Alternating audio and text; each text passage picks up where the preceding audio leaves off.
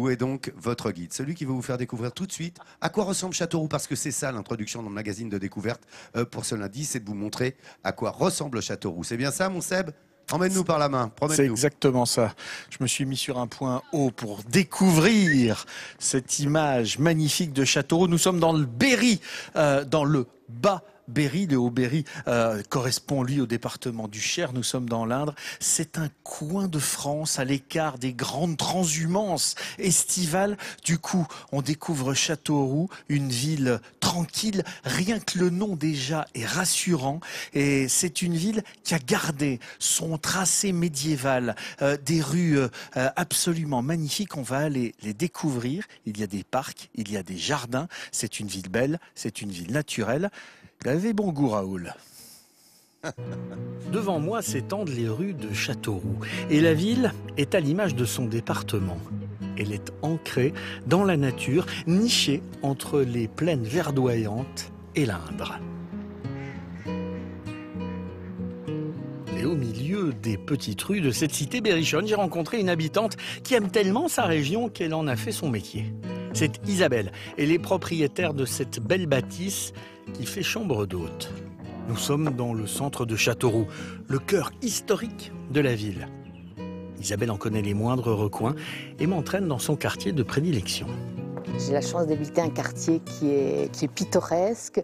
J'aime ces traces du passé, comme par exemple ces bouts de trous qui ont été apposés le long des façades pour éviter que les essieux des charrettes, qui allaient assez vite, n'endommagent la base des maisons. Et cette rue où vit Isabelle, c'est celle des Pavillons. C'est en quelque sorte l'artère historique du quartier. Au Moyen-Âge, en contrebas de cette rue, il existait des ateliers de tisserands et de tanneurs. Mais les propriétaires de ces ateliers en ont eu assez des odeurs nauséabondes de ces peaux tannées. Ils ont donc fait construire, dans une rue en hauteur, des maisons qu'ils appelaient des pavillons. Et c'est donc ce qui a donné le nom à cette rue. Et Isabelle attire maintenant mon attention vers un détail. Cet escalier vertigineux qui donne dans la rue des Pavillons. Il relie le quartier médiéval au quartier historique, mais les Castelroussins l'appellent tous la petite échelle. En haut de ces escaliers, la nuit, il y avait une échelle et la nuit, on enlevait l'échelle et comme ça, on empêchait l'arrivée par l'extérieur de la ville, l'arrivée dans la ville elle-même. C'était comme une espèce de frontière, si vous voulez. Donc c'est un lien très, très pratique pour relier les deux parties de la ville. Ce quartier, c'est presque un village dans la ville. D'ailleurs, la convivialité est de mise ici. Isabelle rejoint Marie-Hélène, une amie. Elles partent faire leurs courses ensemble. Dans leur quartier, elles ont leurs petites habitudes. Et premier arrêt, c'est chez le boucher. Très bien. Bonjour. Alors, je voudrais 1 kilo de culottes de bœuf ou de morceaux identiques pour faire un goulash. Ah, écoute, Marie-Hélène, moi j'adore la façon dont Monsieur Briot prépare la viande. C'est un vrai régal. J'ai l'impression que c'est toujours la première fois. C'est ça l'ambiance chez les petits commerçants du quartier de Marie-Hélène et Isabelle. Convivial. Ah bah il y a une bonne ambiance ici, c'est sympathique, les clients sont gentils. Moi j'aime la proximité et puis l'attention du boucher à servir la viande comme on l'aime.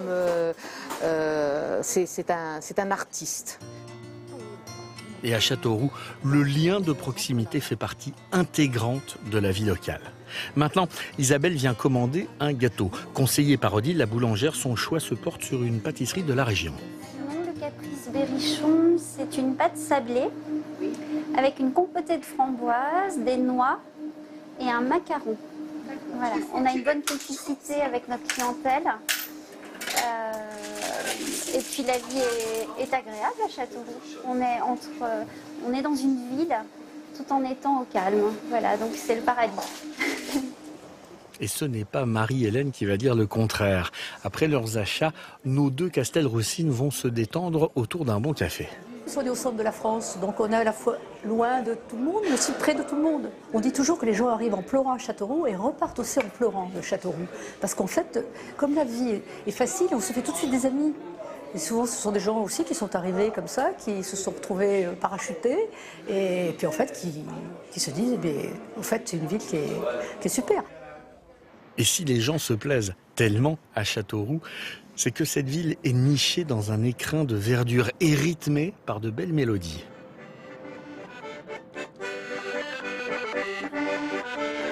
Ce jeune accordéoniste, c'est Emmanuel, alias Manu, pour tous ses admirateurs. Et oui, la musique, il est tombé dedans étant tout petit. Et des lieux comme ce parc, le parc de Belle-Île, ça l'inspire. Le parc de Belle-Île, c'est vraiment le rendez-vous incontournable quand on aime la nature. Et puis venir avec l'accordéon ici, on se ressource, on est loin sans être loin de la ville. Mais ça y est, on est tout de suite à la campagne, à la ville, quoi. Le parc de Belle-Île, c'est le poumon vert de Châteauroux. Et le Berry est vraiment lié à la nature et aux traditions locales. Cette région, sa région, cet enfant du pays s'en inspire. Manu compose souvent des chansons avec quelques mots de Berrichon. Et puis si jamais elle roule pas droit, je m'accafouère dans ma berouette en bois. Elle roule de la paille, elle roule. Mais pour Emmanuel, la musique, c'est avant tout transmettre une émotion et du plaisir. Je suis plus attiré par ce que je peux apporter aux gens que par vraiment la technicité de la musique, en fait. Et justement, au cœur du parc, il existe un lieu où les gens s'amusent au son de l'accordéon. C'est cette guinguette, car dans l'Indre, il n'y a pas une journée où les habitants ne dansent pas.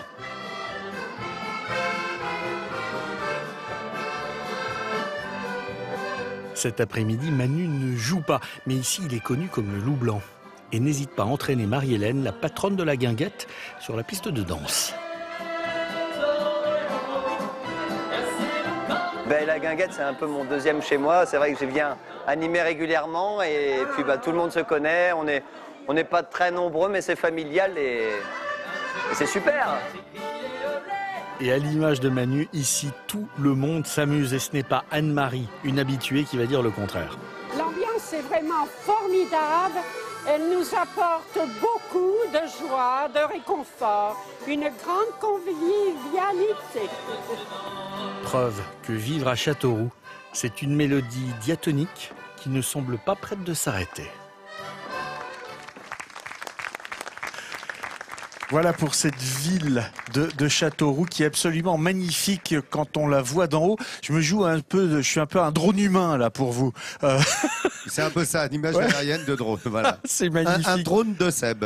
Exactement. Et alors, dans cette ville de Châteauroux, il y a un des natifs ultra célèbres que le monde entier connaît. C'est bien sûr Gérard Depardieu. Gérard Depardieu, la famille Depardieu, elle s'est installée dans le quartier de Loménon, le quartier populaire de Châteauroux. Ils venaient du Bois-Chaud. Ils sont venus s'installer dans cet appartement de poche de la rue du Maréchal Joffre. C'était une vie rude que Gérard Depardieu a connue, enfant, adolescent. Une vie où il a puisé cette force animale qui l'anime aujourd'hui. Il a organisé ici, dans cette ville, des petits trafics. Il était avec ses potes GIs de la base de l'OTAN qui étaient installés ici à Châteauroux. Il a traîné dans les bars de nuit en se bagarrant de ci, de là. Mais en attendant, Gérard Depardieu, il est parti. Il a la carrière qu'il fait aujourd'hui. C'est un immense homme de cinéma. Il est revenu 2 fois ici dans l'Indre. Une première fois pour tourner Le Colonel Chabert à Valençay. Et puis une deuxième fois en 1988 quand le maire de la ville l'a fait citoyen d'honneur de Châteauroux et lui a remis les clés. Et on en reparlera cette semaine de Gérard Depardieu. Évidemment, merci beaucoup Seb. C'est vrai que c'est la capitale de Depardieu, Châteauroux. On en reparlera mercredi avec Michel Denisot qui est Castelroussin également et il sera là avec sa fille Michel qui est une très bonne cuisinière et qui fera une recette aux côtés de Vincent Ferniaud.